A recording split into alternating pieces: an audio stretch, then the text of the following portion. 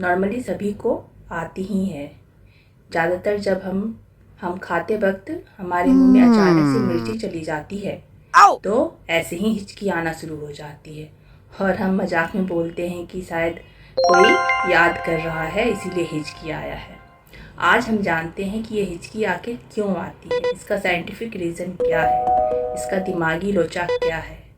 इसका दिमागी लोचा हमारे बॉडी में स्थित डायाफ्राम जो चेस्ट और टमी के बीच में स्थित होता है और हमारे रेस्पिरेटरी सिस्टम में बहुत मदद करता है।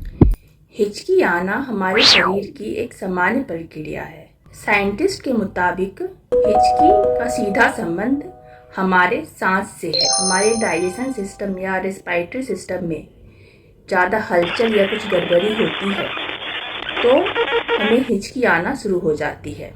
नॉर्मली जब हम सांस लेते हैं तो डायाफ्राम इसे नीचे की ओर खींचता है और जब हम सांस छोड़ते हैं तो डायाफ्राम फिर अपने अवस्था में पहले जैसा आ जाता है।